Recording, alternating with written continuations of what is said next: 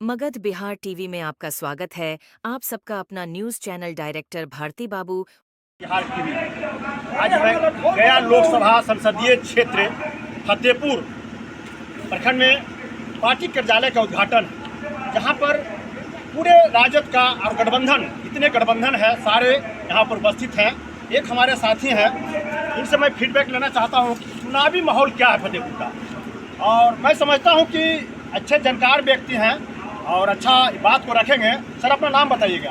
मेरा नाम इंद्रदेव कुमार मांझी।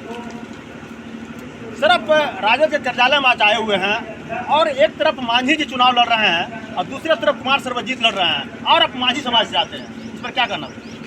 इस पर कहना यह है कि मांझी जी चुनाव लड़ रहे हैं, वो हमारे समाज से आते हैं, ये ठीक है।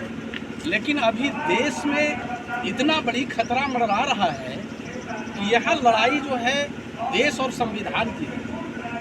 तो जब हमारा संविधान बचेगा ही नहीं, मेरा देश सुरक्षित रहेगा ही नहीं, तो कल के दिन में हम सुरक्षित जगह में, मान लिया जाए माननीय आदरणीय जीतन जी भी चुनाव लड़ रहे हैं, वो सुरक्षित सीट से ही लड़ रहे हैं। सर्वजीत बाबू लड़ रहे हैं, वो भी सुरक्षित सीट से लड़ रहे हैं। तो संविधान में जब तक ले ये सुरक्षित सीट नहीं बनाते बाबा भीमराव अम्बेडकर साहब, तो ये दोनों नहीं लड़ सकते थे।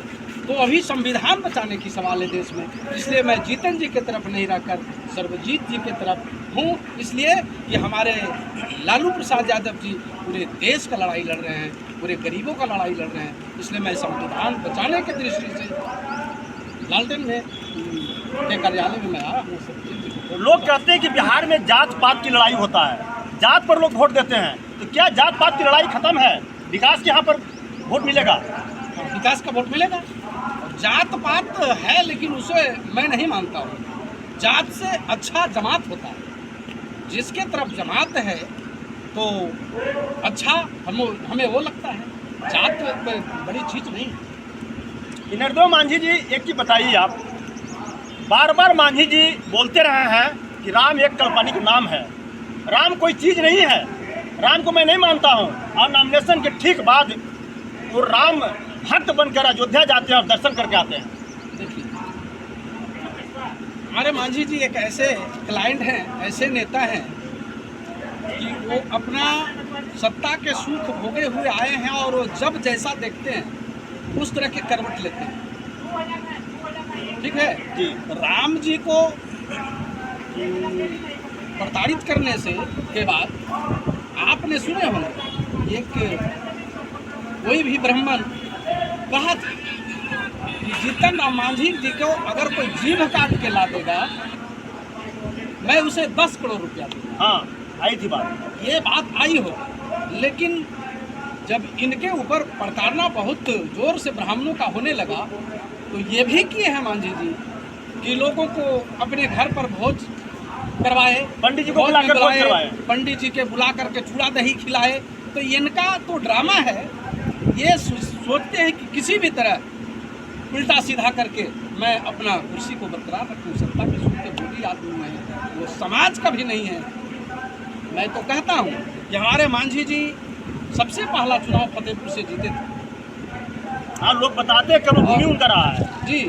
और जीतने के बाद मंत्री में भी रहे, सरकार में हर बार ये मंत्री बने। अभी तक 8 मरतबा ये विधायक के रूप में रहे हैं। संजोग ऐसा बना कि नीतीश जी, आदरणीय नीतीश बाबू ने इन्हें एक बार मुख्यमंत्री की कुर्सी पर भी बैठा दी। लेकिन जब समाज की बात और जात की बात जहाँ तक करते हैं, हमें तो नहीं लगता है कि अपने जात के लिए कोई ना कोई चीज़, अच्छा चीज़ पारित करके हो गए हैं। अपने परिवार के लिए कुछ किए कि नहीं? परिवार के लिए तो ही सब कुछ कर रहे हैं। परिवार के लिए अभी ले लीजिए, अभी इस लोकसभा चुनाव में अपने बेटा को विधानसभा से भेज करके मंत्री बना दिए।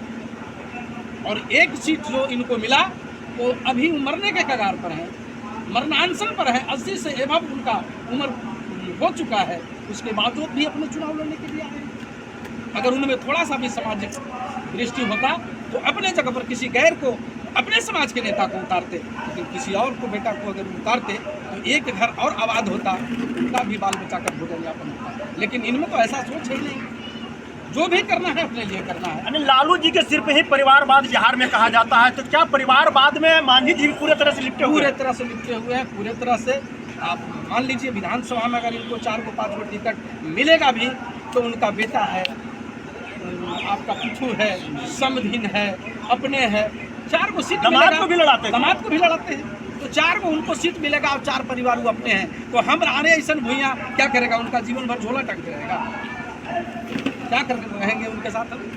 इसलिए मैं पक्का अभी तो मैं इस कार्यालय में हूँ, हमें भाषण देने का समय मिलेगा।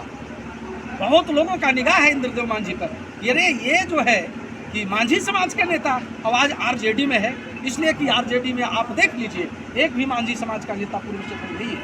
लेकिन हमें एक ऐसा सोच हुआ कि नहीं, हमें जात से कुछ मिलने वाला नहीं है जब तक हमारे साथ जमात ही सब कुछ है। चलिए, जात नहीं जमात का राजनीति करने सांसद गया लोकसभा से कुमार सर्वजीत के सांसद कुमार सर्वजीत हाथी गरीब के नेता इनके जीत गे बाहिनी